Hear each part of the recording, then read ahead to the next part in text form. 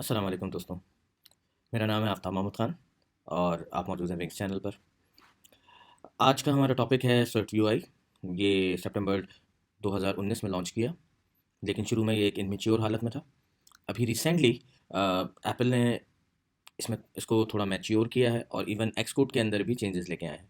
तो एक्सकोड 11 में आप इसको इस्तेमाल कर सकते थे बआसानी, लेकिन अब क्योंकि एक्सकोड 12.4 आ चुका है, तो उसके साथ जो उसकी सपोर्ट है वो बहुत बेहतर है। प्रीवियस तकरीबन मोर देन 1 ईयर एप्पल ने इसको बहुत ज़्यादा इम्प्रूव किया है। इनिशियली ही एप्पल ने अपनी डॉक्यूमेंटेशन में इसको प्रोवाइड कर दिया था, जो कि आप यहाँ देख सकते हैं स्विफ्ट यूआई के हवाले से। लेकिन आज हम जो इसके बारे में पढ़ने वाले हैं वो बिल्कुल वैसे ही पढ़ने वाले हैं जैसे एप्पल ने डिस्क्राइब किया है, कि कैसे इसके अंदर हम चीज़ों को कंबाइन व्यूज़ को हम यूज़ करेंगे और किस तरह से हम इन सब चीज़ों को बनाएंगे। तो सबसे पहले इसको शुरू करते हैं इस तरह से कि इस डॉक्यूमेंटेशन में क्या मौजूद है। सबसे पहले इंट्रोडक्शन है, फिर प्रोजेक्ट्स बनाने का तरीका है, थोड़ी सी चेंजेस हैं, और इसके अलावा customized text views, combine view using stack, creating custom image, use Swift UI view from other frameworks, compose the detail view and check your understanding. That's it. तो आज हम इसी डॉक्यूमेंटेशन के हवाले से काम करेंगे थोड़ा सा, और जानेंगे कि कितना डिफरेंस है स्टोरी बोर्ड से या इंटरफेस बिल्डर से इस स्विफ्ट यूआई का। तो चलते हैं। ओके। तो आप देख रहे हैं आज जो हम बात कर रहे हैं स्विफ्ट यूआई की, उसमें हम मेजरली इस टॉपिक को कवर करेंगे, यानी कि आज हम ये बनाने की कोशिश करेंगे with the help of code. Okay. कुछ फीचर मैं पहले ही बता दूं जो कि स्विफ्ट यूआई के अंदर इस दफ़ा एक्सकोड 12.4 में मौजूद हैं, वो बहुत ही स्ट्रॉन्ग है, बहुत ही पावरफुल है। और पहली मर्तबा एप्पल ने यूआई को इतना इजी कर दिया है बनाना। तो ये डायनामिक व्यूज़ और लेआउटिंग के हवाले से बहुत बेहतर है, जो हम स्टोरी बोर्ड में यूज़ किया करते थे। अभी तक स्टोरी बोर्ड में स्टोरी बोर्ड के बहुत सारे एडवांटेजेस भी थे, लेकिन डिसएडवांटेजेस ज़्यादा हो जाते थे। बहुत ज़्यादा लैगिंग करता था, व्यूज़ बहुत हैवी हो जाते थे, हर व्यू को संभालना मुश्किल हो जाता था। मगर अब वो प्रॉब्लम्स और नहीं। ठीक है, हमें से बहुत सारे साथी हैं जो अभी तक स्विफ्ट यूआई पे स्विच नहीं हुए हैं, तो मेरी रिकमेंडेशन है कि स्विच हो जाइए, क्योंकि बहुत ही बेहतर बेहतर प्लेटफॉर्म है। और बहुत इंटरेस्टिंग बात है कि एप्पल ने इसको बाद में अडॉप्ट किया है। इससे पहले रिएक्ट नेटिव और फ्लटर टोटल इसी चीज़ पे बेस करती है, उनके व्यूज़ ऐसे ही क्रिएट होते हैं, और HTML5 के अंदर भी व्यूज़ ऐसे ही क्रिएट हो रहे हैं। तो आप ये कह सकते हैं कि बहुत ज़्यादा रिएक्ट नेटिव एंड फ्लटर से इंस्पायर्ड होके इस स्विफ्ट यूआई की तरफ काम किया गया है। तो चलिए शुरू करते हैं आज का पहला प्रोजेक्ट। ओके। तो हम सबसे पहले एक न्यू प्रोजेक्ट बनाएंगे। आपने एक नया प्रोजेक्ट बनाना है, ऐप मैंने सेलेक्ट कर लिया उसके अंदर। ओके। तो इसका हम नाम दे देते हैं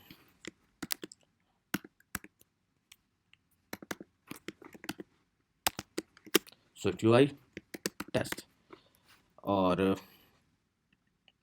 ओके, यहाँ आप देख सकते हैं कि पहले जब हमारे पास होता था तो यहाँ पर स्टोरी बोर्ड ही आ रहा होता था मैक्सिमम, लेकिन इस दफ़ा यहाँ पर एक ऑप्शन है स्विफ्ट यूआई का, आप स्विफ्ट यूआई सेलेक्ट करेंगे। अच्छा, आप थोड़ा सा कॉन्सेप्ट और बदला है जो कि मैं आपको भी बताने वाला हूँ इंशाल्लाह। यहाँ पर अब हमारे पास मौजूद है स्विफ्ट यूआई ऐप, तो हम यही सब सेलेक्ट करेंगे। ऑब्वियस सी बात है, स्विफ्ट है तो स्विफ्ट के ऊपर ही काम करेंगे। तो let's create a project. Okay, let's go somewhere to create it.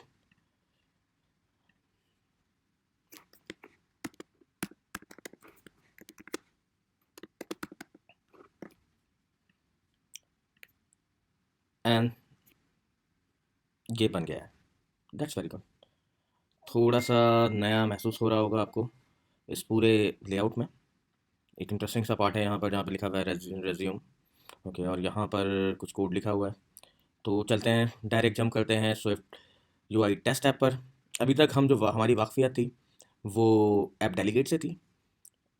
Swift UI आने के बाद एप्पल ने अपनी ऐप डेलीगेट अप्रोच को चेंज किया है, और अगेन मैं वही बात बोलूँगा कि ये भी इंस्पायर्ड है फ्लटर और रिएक्ट नेटिव से। इन्होंने थोड़ा सा चेंज किया है डेलीगेट। अब अगर आप चाहें तो उसमें बना सकते हैं अभी भी। अगर आपको उसमें से आपकी रिक्वायरमेंट, कभी ऐसा होता है कि कुछ रिक्वायरमेंट्स आ जाती हैं, आपको बनाना पड़ती हैं, तो आप चाहें तो ऐप डेलीगेट इसमें इसी फाइल में आप बना सकते हैं। लेकिन अब यहाँ क्योंकि हम डेलीगेट्स की बात नहीं कर रहे, सिर्फ समझाने की हद तक मैं इसको लेके चलता हूँ। यहाँ आप एक चीज़ देख रहे होंगे, ये मेन है @main, ये एक्चुअली एंट्री पॉइंट है। इसको हम कह सकते हैं कि ये एंट्री पॉइंट है। एंट्री पॉइंट है एप्लीकेशन का। अगर आपको याद हो तो स्टोरी बोर्ड के अंदर हम इनिशियलाइज व्यू कंट्रोलर करते थे स्टोरी बोर्ड के अंदर जाके, ताकि जो हमारा पूरी एप्लीकेशन हो वो इस वाले व्यू से स्टार्ट हो। तो ये ऑलमोस्ट वैसा ही है, ठीक है। अच्छा, यहाँ पर अब देख रहे हैं कि स्ट्रक्चर बना हुआ है और यहाँ पर हमारी क्लास का नाम है और ये रही ऐप। ये एक चेंजेस है। इससे पहले हमारे पास ऐप डेलीगेट होता था, जो यूआई एप्लीकेशन डेलीगेट था, लेकिन इन्होंने चेंजेस करी हैं। अब ये है क्या चीज़, तो इसको एक मरतबा देखते हैं, मैं आपको बताता हूँ। ये एक्चुअली एक प्रोटोकॉल है, एक स्ट्रक्चर है, एक प्रोटोकॉल है और इसकी अपनी एक बॉडी है, ठीक है। तो आज हम बहुत ज़्यादा इसको डिटेल में नहीं पढ़ेंगे, अपनी नेक्स्ट वीडियो में पढ़ेंगे, लेकिन बस सर से थोड़ा सा बता के मैं आगे बढ़ जाऊंगा। वो ये कि एक पब्लिक प्रोटोकॉल है जो आपको मौजूद है और इसका काम है ये व्यू ऑफ हायरार्कीज़ को, यानी कि विंडोज़ ग्रुप को, जब आपकी एंट्री पॉइंट है पूरी एप्लीकेशन में एक ही होती है एंट्री पॉइंट, तो ये वहाँ पर आपके व्यूज़ को अपने हायरार्की के अंदर मेंटेन करता है, ठीक है। यहाँ पर ये जो पार्ट आप देख रहे हैं, ये एक सीन की जितनी भी आपकी सीन्स हैं, ठीक है, उस सीन को आप यहाँ पर एंट्री पॉइंट में यहाँ बता देते हैं, जो भी आपने क्लास बनाई है कि मेरी ये मेन पॉइंट है, एप्लीकेशन यहाँ से शुरू होनी चाहिए। तो entry point, app delegate removed, खत्म हो चुका है, और ऐप प्रोटोकॉल से, जो कि एक स्टेट है, जो कि आपकी स्टेट्स को अपने पास प्रिजर्व कर लेती है। तो एनीवेज, ये हमारा ये एक चेंजेस है। इसके बाद आ जाते हैं हम कंटेंट व्यू डॉट स्विफ्ट की तरफ। और अगर आप गौर करें तो यहाँ पर एक अदद कंटेंट व्यू है जो कि एक्सटेंडेड है विद व्यू। इसमें भी एग्जैक्टली वैसे ही एक बॉडी मौजूद है, लेकिन वहाँ पर सीन के साथ थी, यहाँ पर व्यू के साथ एक्सटेंडेड है। और यहाँ पर आप देख रहे हैं एक छोटा सा टेक्स्ट डला हुआ है, ठीक है। इसके अलावा एक कंटेंट व्यू प्रीव्यू के नाम से यहाँ पर चीज़ मौजूद है, जो कि प्रीव्यू प्रोवाइडर है। इसके बारे में मैं भी आपको डिस्कस करते हैं। सबसे पहले हम इधर आते हैं, ये क्या चीज़ है। ओके, ये अब किसी भी व्यू के लिए, जब आप व्यू कंट्रोलर, आपको याद होगा हमारे व्यू कंट्रोलर्स होते थे, तो ये एग्जैक्टली ये कंटेंट व्यूज हैं जो कि इनहेरिटेड है विद व्यू। यहाँ पर आप जो एक्साइबी या नेब या आप कह लीजिए स्टोरी बोर्ड वाला फंक्शनैलिटी है, वो सारी यहाँ होंगी। लेकिन इंटरेस्टिंग पार्ट ये है कि आप जो भी करेंगे वो आप राइट अवे अपने बराबर वाली स्क्रीन पे देख सकेंगे एग्जैक्टली।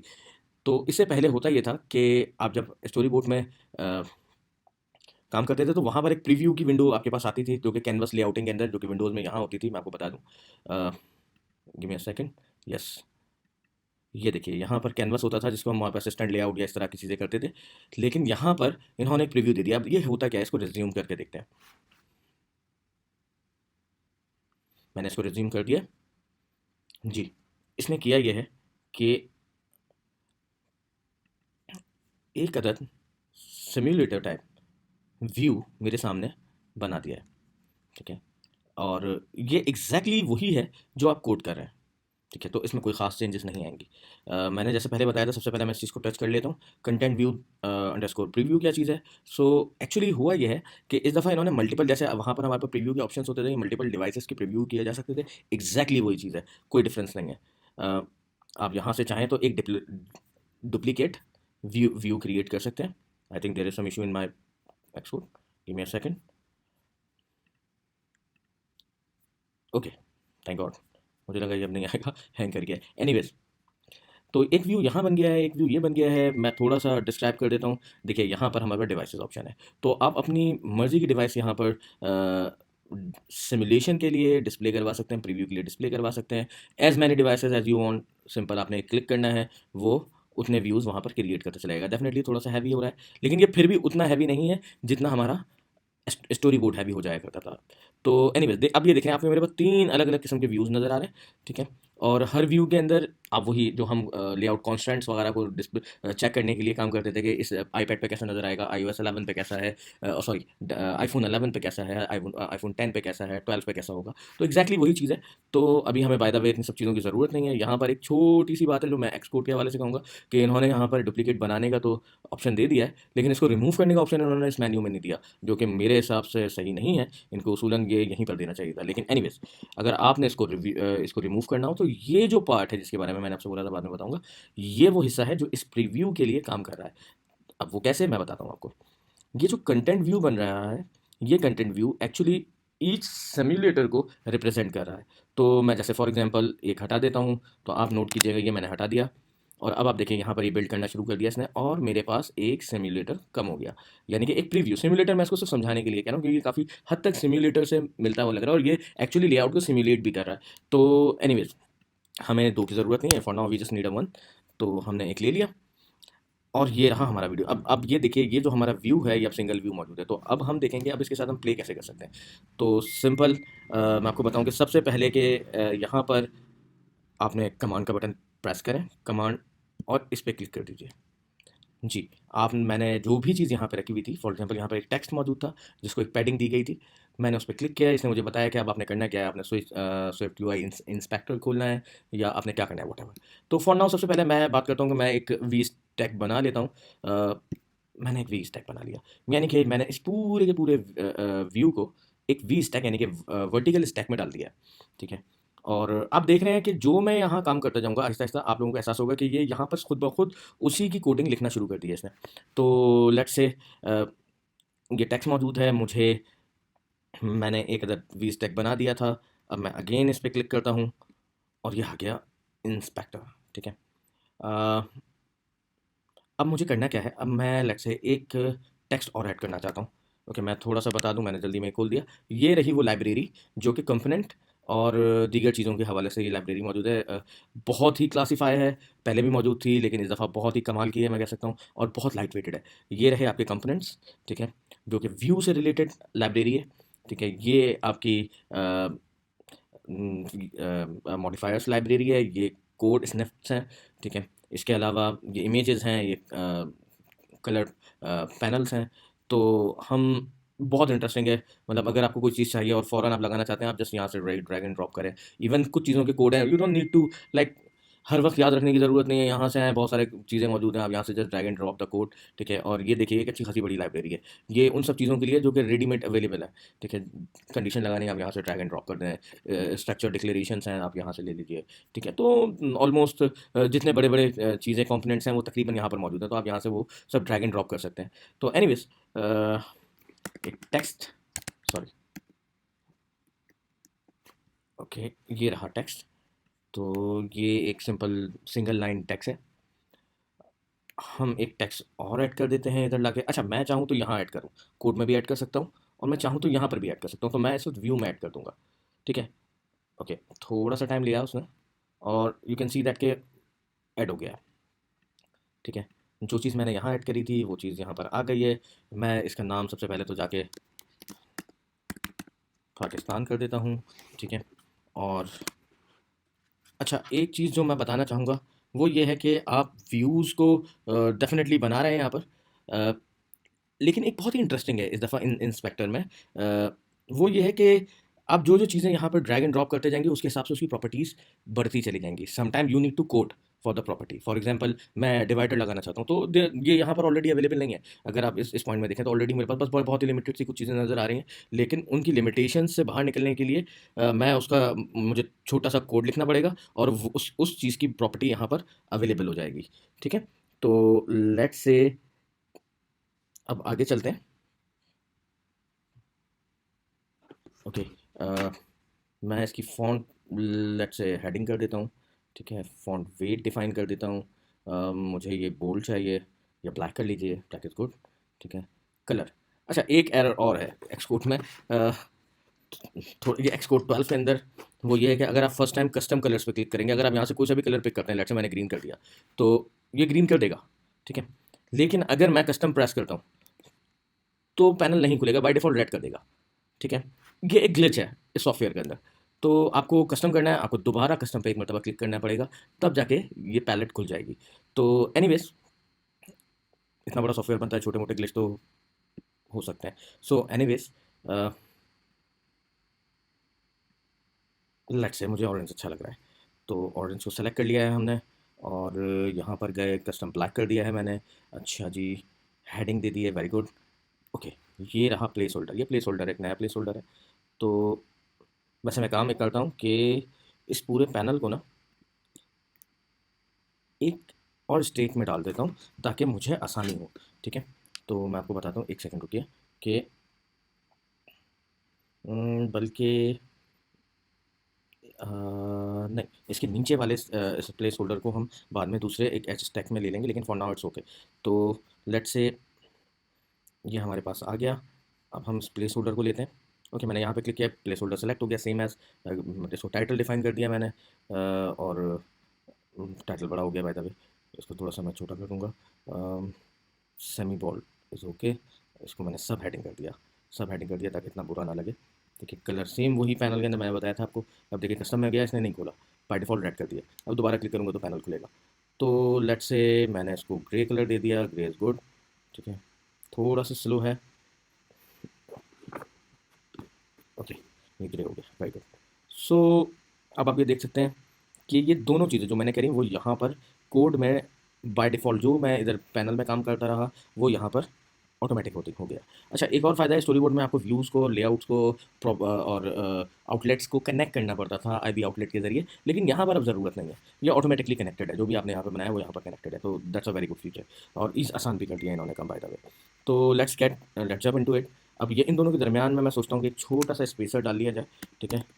मैं आपको कोड करके इसलिए दिखा रहा हूँ कि आपको अंदाज़ा हो कि ये कर क्या रहा है, ठीक है। स्पेसर, और मैंने स्पेसर डाल दिया, ठीक है। अब देखें ये एक दूसरे से बहुत दूर हो गया, तो मुझको मैं चाहता हूँ कि ये स्पेसर, मेरे पास स्पेसर में चीज़ें देने के दो तरीके हैं सिंपल, या तो मैं स्पेसर के अंदर चला जाके लिख दूँ, ठीक है। दूसरा तरीका ये है कि मैं स्पेसर, बल्कि ज़्यादा एक काम करते हैं हम पैनल यूज़ करते हैं ऐसे। ये साइज़ है, मुझे स्पेसर की विड्थ तो ज़ीरो ही चाहिए, ठीक है, और हाइट चाहिए मुझे लेट्स से 10। तो आप ये देखें मैंने इसको यहाँ पे स्पेसर को, आई एम सॉरी मैंने शायद गलत चीज़ सेलेक्ट कर रखी है, give me a second, okay. मैं स्पेसर के बजाय मैंने टेक्स्ट सेलेक्ट कर लिया था, so I am sorry. Okay, here is we are again 0 और ये 10, सो इट्स गुड, यस। तो हम बाय फ्रेम भी यहाँ से भी ऐड कर सकते थे, लेकिन ये मैंने कर दिया। एनीवेज, अब मुझे ये प्लेस होल्डर जो है, इस जगह पर मुझे प्लेस होल्डर अच्छा नहीं लग रहा बाय द वे, इसको हम चेंज कर देते हैं। पाकिस्तान था तो इसको कराची कर देते हैं, जो कि अच्छा लगेगा, आई थिंक सो। कराची हो गया, सब हेडिंग है, दैट्स वेरी गुड। अब मैं चाहता हूँ कि इस कराची के टैक्स के साथ एक और टैक्स को अलाइन कर दूँ। तो एक और तरीका है, वो ये कि मैं यहाँ पर सेम वही उसी तरीके से क्लिक करूँ, एज स्टैक बनाऊँ और फिर वो करूँ। तो मैं एज स्टैक बनाने के बजाय मैं काम करता हूँ, मैं यहाँ से जाता हूँ, एक और टैक्स ले लेता हूँ। मैंने एक और टैक्स लिया, सॉरी, एक और टैक्स लिया, और इस टैक्स को मेरे लेके आके मैंने कहा कि ये यहाँ पर अलाइनमेंट चाहिए मुझको, ठीक है। देखिए, मैं बताने का मकसद ये था कि यहाँ पर अब इसने एज स्टैक खुद क्रिएट कर दिया, मैंने इसे नहीं कहा। मैंने जस्ट इसको ये बताया कि मैं ये सोच रहा हूँ कि मैं ये करूँ। तो इसके बाद इसने जो थोड़ा बहुत बेहतर समझा, उस चीज़ को इसने खुद ही कर दिया। तो लेट्स से अब ये हमारे पास एक नया टैक्स है। अच्छा, इन दोनों के दरमियान में स्पेसर होना चाहिए, बिल्कुल होना चाहिए, ठीक है। मैं इसकी डेकोरेशन बाद में करूँगा, पहले स्पेसर लगा देता हूँ। ये रहा नीचे स्पेसर, ठीक है। अगेन मैंने डॉट फ्रेम करके इसकी वो प्रॉपर्टी दे दी जो मुझे देनी थी, ठीक है। और ये है विद, अच्छा मैं चाहूँ तो विद नहीं दे रहा, मैं लेट्स से मुझे नहीं चाहिए विद, तो मैं डायरेक्ट हाइट दे देता हूँ, ठीक है। ओके, तो इस सूरत में भी ये बाय डिफ़ॉल्ट, अच्छा हमें हाइट बाय द वे चाहिए नहीं, हमें एक दफ़ा सॉरी विद चाहिए, मेरे माइंड में ऊपर वाला था, ओके। विद चाहिए और वो 10 चाहिए इत्तेफाक से, ठीक है। तो अब आप नोट करेंगे कि ये इसने कर दिया। अब मुझे ज़रूरत नहीं है कि मैं हाइट भी दूँ, ये पॉइंट पहले पॉइंट बेस होता था कि दोनों फिगर्स में डिफाइन करना है, तो इस दफ़ा ऐसा नहीं है, बल्कि सिर्फ अभी भी पॉइंट ही है, लेकिन अगर आप एक भी प्रॉपर्टी देंगे तो दूसरी वो बाय डिफ़ॉल्ट उसको 0 सेट कर देगा, ठीक है, जो कि बाय डिफ़ॉल्ट में जा रहा है। तो ये अगर आप नोट करें तो यहाँ पर इसने हाइट को डिफ़ॉल्ट DEFF डिफ़ॉल्टली शो कर रहा है, ठीक है। मैं आपको दिखा देता हूँ ताकि एक अंदाज़ा रहे, होल्ड अ सेकंड, ओके। ये देखिए, ये डिफ़ॉल्ट का DEFA लिखा हुआ है, जो कि इस चीज़ को रिप्रेजेंट कर रहा है कि डिफ़ॉल्ट वैल्यू है। स्टिल ये पॉइंटर ही ले रहे हैं फ्रेम के अंदर, ओके। तो अब दूसरी तरफ चलते हैं, इसकी डेकोरेशन को थोड़ा सा डेकोरेट कर लेते हैं, बेहतर रहेगा। मुझे ये कैप्शन, कैप्शन भी सही है, ओके। कैप्शन में क्या होता है, ओके, थोड़ा सा छोटा हो गया, और मुझे ये इतना नहीं चाहिए मुझे, बल्कि रेगुलर चाहिए, ठीक है। कलर मुझे एग्जैक्टली फिर इसने पैनल नहीं खोला, अब खोलेगा, ठीक है। ये मैंने कलर सेलेक्ट कर लिया, ओके जी, ये कलर सेलेक्ट हो गया है, मैंने बंद कर दिया। प्लेस होल्डर की जगह पर मैंने यहाँ पर लेट से लिख दिया नाजिमा बा, ठीक है, ताकि जो हमारा है वो बन जाए, दैट्स इट। अब मैं इस स्टैक को सेलेक्ट कर लूँगा, ठीक है। मैं यहाँ से भी कर सकता था, मैं कमांड प्रेस करके इसको भी सेलेक्ट कर सकता था। तो अब देखिए मेरे पास आ गया, ये मैं दोनों काम कर सकता था, लेकिन मुझे ये स्टेक चाहिए था क्योंकि मैं चाह रहा हूँ कि ये सब चीज़ें एक साइड पे अलाइन हो जाए। तो मैंने स्टेक को पकड़ के अलाइनमेंट दी, इसको लीडिंग दे दी, ठीक है। और ये लीडिंग होने के बाद हुआ ये कि सब चीज़ें यहाँ आ गई। अब ये पाकिस्तान अगर आप नोट करें तो इसकी अलाइनमेंट अभी भी वहीं पर जा रही है, ठीक है। ओके,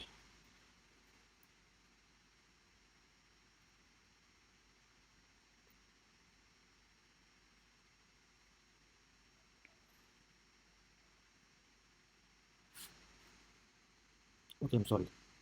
यहाँ पर एक चीज़ है, इसको मुझे सही करना पड़ेगा।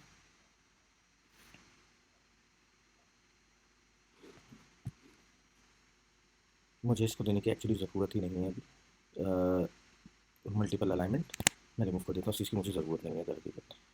तो ये फ़िलहाल रीडिंग में ही हमारे लिए काफ़ी है, या अगर आप चाहें तो दे लीजिए। एनीवेज, अब ये हमारे पास आ गया व्यू। ये एक चीज़ हमने डेकोरेशन करनी थी जो हमने कर ली। For now it's all good. अब चलते हैं दूसरी तरफ। अब हम एक और व्यू, कंटेंट व्यू बनाएंगे। फाइल में जाके give me a second. Okay, new file. और इस दफ़ा हम बनाएंगे इमेज, जो मैंने आपको बताया था कि मैं उसको ओवरले करना चाहता हूँ। तो उसका नाम मैं दे देता हूँ सर्कल इमेज, ठीक है।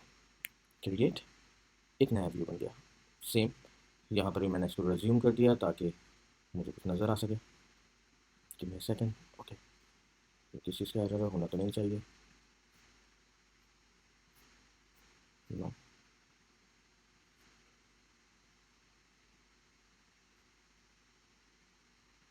No problem.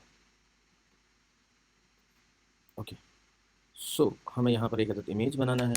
मैं टेक्स्ट की ज़रूरत नहीं है, मैंने रिमूव कर दिया, ठीक है। अब मैं चाहूँ तो यहाँ से एक इमेज व्यू ले लूँ जो कि हमारे पास मौजूद है। मैं ड्रैग एंड ड्रॉप कर दिया मैंने यहाँ पर, मुझे यही चाहिए था, ठीक है। ओके, अब मैं इस इमेज में सबसे पहले एसेट्स में जाता हूँ और एक icon, give me a second, कोई सा भी आइकन इसमें ऐड कर देता हूँ। फॉर नाउ मेरे पास विंग्स का ही लोगो मौजूद है, तो better is to go with something else. ये रहा विंग्स लोगो। मैं इसी लोगो को ड्रैग एंड ड्रॉप कर देता हूँ। सो आई हैव इट नाउ। इसका नाम है विंग्स लोगो। मैंने इसको कॉपी कर लिया ताकि वहाँ पर लगा सकूँ। ओके, मैं यहाँ पर आ गया हूँ। ओके,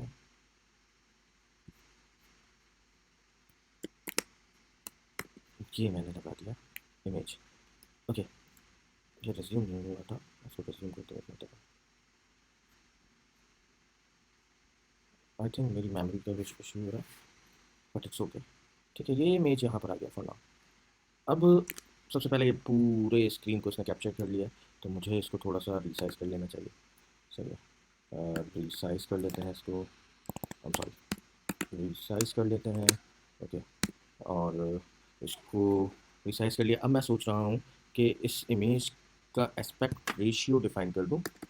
ओके, ये एस्पेक्ट रेशियो आ गया हमारे पास, जो कि फिल है, तो इट्स ओके हमारे पास। अच्छा, एक चीज़ आप गौर कीजिए प्लीज़, वो ये कि मैं इसको हटा देता हूँ, ठीक है। Give me a second. मैंने इसको हटा दिया और अब मैं इमेज को सेलेक्ट कर लेता हूँ। देखिए यहाँ पर ना मेरे पास रीसाइज की मॉडिफायर तो आ रहा है, लेकिन मेरे पास एस्पेक्ट रेशियो नहीं आ रहा। अनटिल अनलेस या तो मैं लाइब्रेरी से मॉडिफायर ऐड करूँ जाके, या फिर मैं इसको खुद लिख लूँगा। मुझे ये याद है तो मैंने लिख दिया।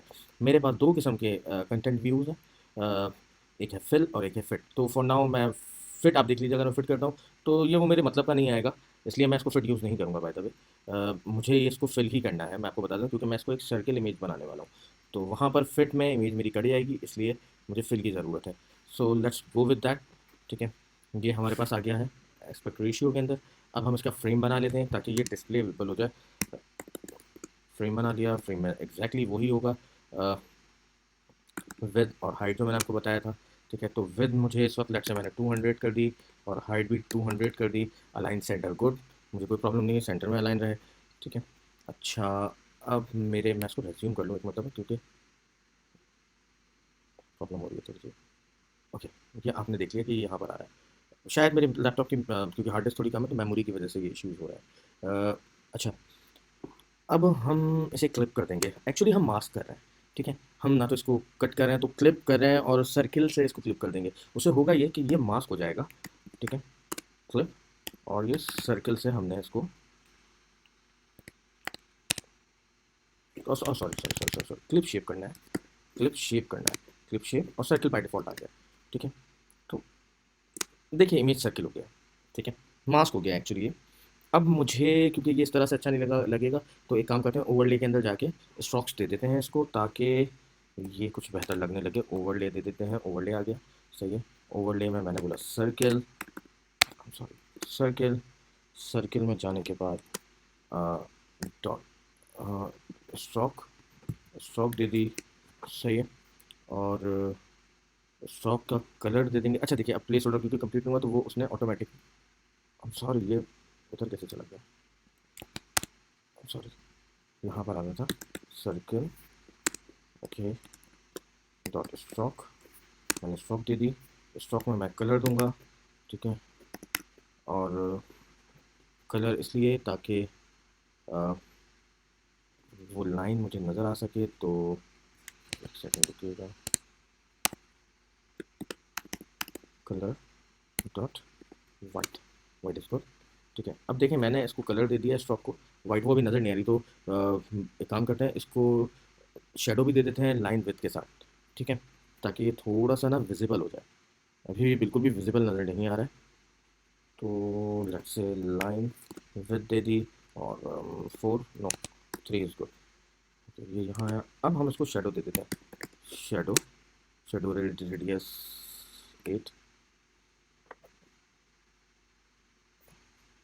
अभी तक, ओह सॉरी, ओके ओके, 8 ज़्यादा लग रहा है मुझे, तो 5, ओके बेटर है। और इसको, हाँ 5 बेटर है, और इसको लाइन को 2 कर देते हैं क्योंकि अभी भी मुझे बहुत हैवी लग रही है। ठीक है, ये बना लिया हमने इमेज। ठीक है, अब क्या होगा, ये इमेज बन गया हमारा। अब हम जाते हैं वापस यहाँ पर, मैं इसको भी डिस्प्ले करवाता हूँ। मीनवाइल हम ये करते हैं कि एक क्लास और बना लेते हैं, जो कि मैप है। ये मैं मैप इसलिए बना रहा हूँ ताकि पता लगे कि डिफरेंट कंपोनेंट्स के साथ ये स्विफ्ट यूआई काम कर रही है। ठीक है, तो एटलीस्ट ये अंदाज़ा हो सके कि कैसे करना है। मैप व्यू, उसका नाम रख दिया, क्रिएट कर दिया। क्रिएट करने के बाद मुझे ये नहीं चाहिए, ओके, लेकिन इसको हटाने से पहले सबसे पहले मैं एक रीजन डिफाइन कर देता हूँ, क्योंकि मैप रीजन के ऊपर काम करता है। ठीक है, जिससे होगा ये कि इसकी लॉन्गिट्यूड लैटिट्यूड के लिए एक रीजन क्रिएट कर लेते हैं, ताकि स्टेट जैसे कहते हैं, एक स्टेट बना ली हमने, क्योंकि जब भी हमारा मैप अपडेट हो तो वो स्टेट की लॉन्गिट्यूड लैटिट्यूड के ज़रिए ही अपडेट हो रहा हो। तो एक स्टेट बना लिया, स्टेट के अंदर जाके वेरिएबल बना लेते हैं। मैं प्राइवेट बना रहा हूँ, प्राइवेट var, और मैंने नाम रख दिया रीजन, ओके, जो के बराबर है एम के कोऑर्डिनेटर के।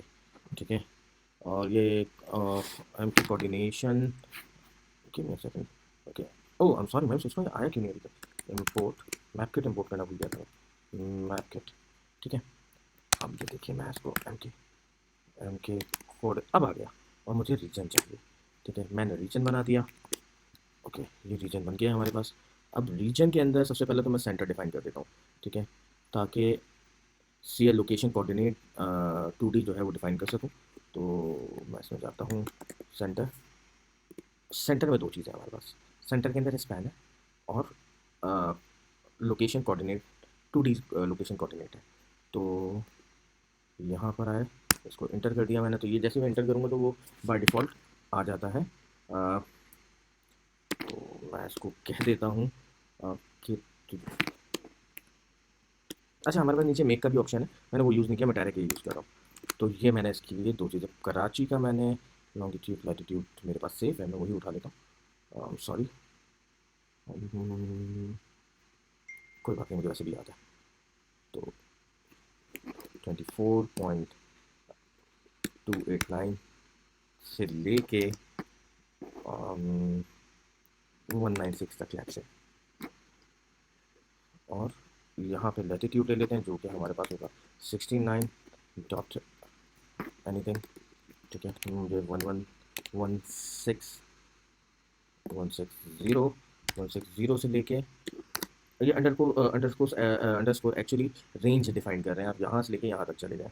तो मैं अभी फिगर्स डालिए, क्योंकि आपको मालूम है कि लॉन्गिट्यूड और लैटिट्यूड जो है वो डबल वैल्यू में होता है। ठीक है, अब यहाँ पर बारी आ जाती है स्पैन डिफाइन करने की। स्पैन एक्चुअली जूम होता है, तो कितना आप इसको जूम रखना चाहते हैं सेंटर पर, ये वो आपको बता देगा।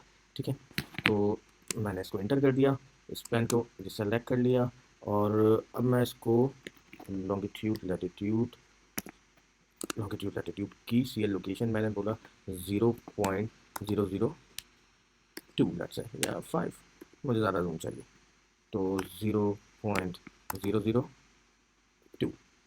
तो ये ऑल ओवर हमारे पास ये बन गया। ठीक है, ये एक प्राइवेट वेरिएबल बना लिया है हमने, जो कि स्टेट है। स्टेट का मतलब यहाँ पर ये होता है कि आपका मैप, जब आप मैप के अंदर चीज़ें आगे पीछे मूव कर रहे होंगे, तो वो स्टेट्स यहाँ पर इसकी लॉन्गिट्यूड लैटिट्यूड को चेंज करता रहेगा सेम उसी टाइम पर जब आप ये काम कर रहे हैं, तो ये रीजन अकॉर्डिंगली चेंज हो रहा होगा। अब ये हेलो वर्ल्ड ही दिखा रहा है क्योंकि मैंने यहाँ पर मैप व्यू नहीं लगाया है, लेकिन अब मेरा स्टेट बन गया तो मैं मैप लगा देता हूँ। तो ये मैंने मैप लगा दिया। ठीक है, और मैप लगाने के बाद मैंने इसको रीजन देना है। ठीक है, डॉलर रीजन, और रीजन आ गया। अब आप गौर करेंगे ये खाली मैप आ रहा है मेरे पास, तो ज़रूरी है कि ये मैप के लिए आप प्ले बटन यानी कि लाइव मोड में जाएं। जब आप लाइव मोड में जाएंगे, ये बहुत ही ज़बरदस्त फंक्शनैलिटी है जो इस दफ़ा एप्पल ने इसमें मौजूद अवेलेबल कर दी है। अब ये इंटरनेट से कनेक्ट हो जाएगा खुद ही, और ये डेटा लेके आना शुरू कर देगा। ठीक है, मैं एक मतलब कोऑर्डिनेट चेक कर लेता हूँ क्योंकि अभी तक कुछ लाया नहीं है। अच्छा नो, मेरा नेट में शुरू तो नहीं है। Give me a second,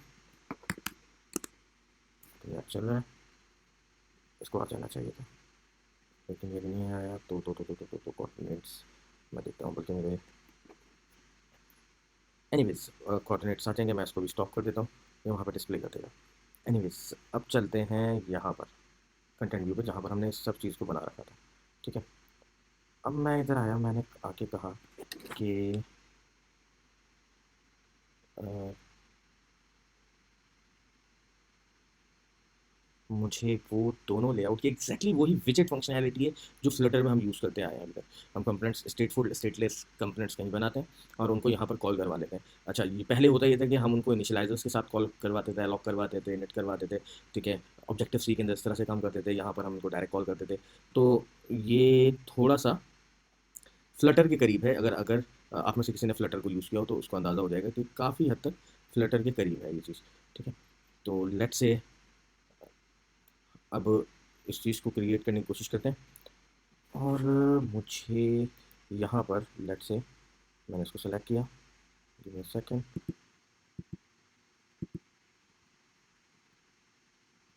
okay, ये सेलेक्ट हो गया, और इसको सेलेक्ट करने के बाद मैंने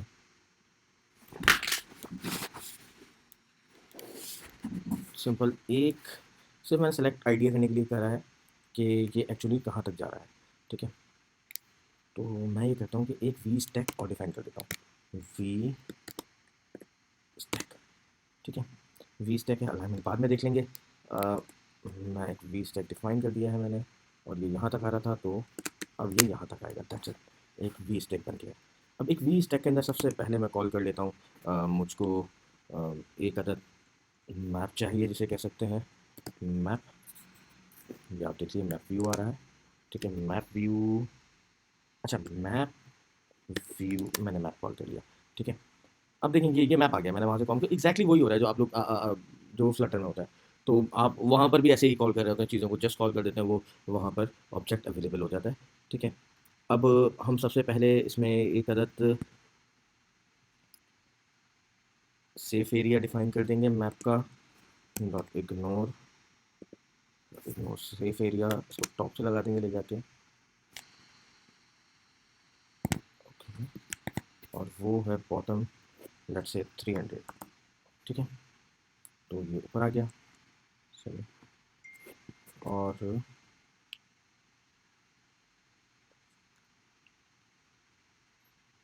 हम सॉरी इसका फ्रेम डिफाइन कर देते हैं,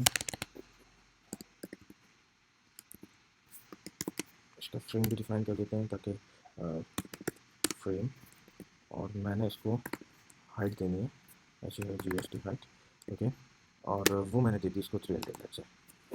ठीक है, ताकि ये यहाँ पर फिक्स हो जाए। ठीक है, देखिए ये इसके साथ आ गया क्योंकि मुझे वो उसको ओवरले भी करना है। तो अब मैं इसके ऊपर जाऊँगा और जाके सर्कल इमेज को कॉल कर लूँगा ताकि वो सर्कल भी यहाँ पर डिफाइन हो जाए। सर्कल सर्कल इमेज नीचे आ रहा है। ओके, सर्कल इमेज के अंदर सर्कल इमेज को कॉल कर लिया, ये इसके ऊपर आ गया, लेकिन अभी तक ओवरले नहीं हुआ है। तो फॉर ओवरले मैं एक प्रॉपर्टी आती है ऑफसेट की, ठीक है, और ऑफसेट में वाई डिफाइन कर दूंगा ताकि ये उसके ऊपर जा सके। ऑफसेट, ओके, ऑफसेट में जाके मैं वाई डिफाइन कर देता हूँ। और क्या वाई डिफाइन करें, 100, okay, I think 100 is good. Give me a second, इसको बिल्ड करने दीजिए।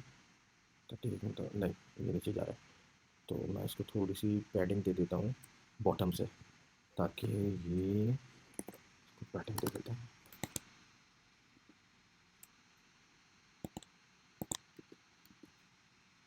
ओके, ओके,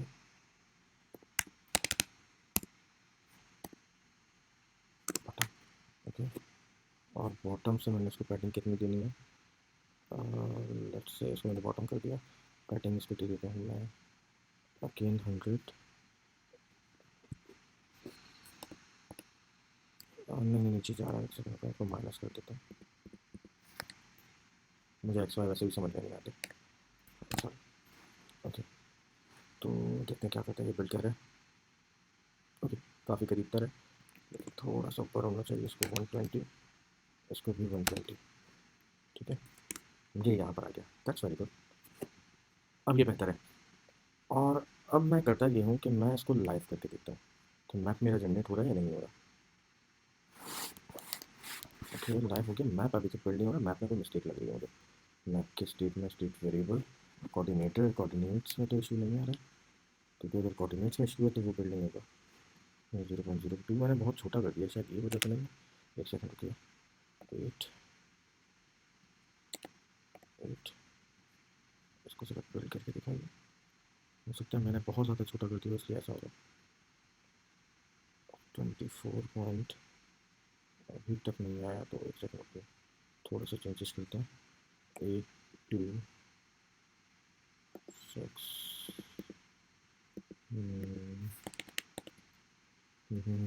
9, लेट्स से 64, ठीक है, और 69 की बजाय, वरना तो उसको दिखाना चाहिए था, लेकिन कोई बात नहीं। 7 67 वन को हटा के 0 कर देते हैं, और 90 67 पे चलेगा। ओके, कुछ इश्यूज लग रहा है मुझे। Center center CL location 2D coordinate सही है, 24 पॉइंट ये भी सही है, लॉन्गिट्यूड लैटिट्यूड आ गया सही है, और ये कहीं तो स्पैन आ गया, एनके ठीक है, लैटिट्यूड डेल्टा सही है, और सर रीजन सही है, क्या सही है, that's it, I am sorry. Okay, इसको रेज्यूम को दे देता हूँ, मैप को बिल्ड होना चाहिए था।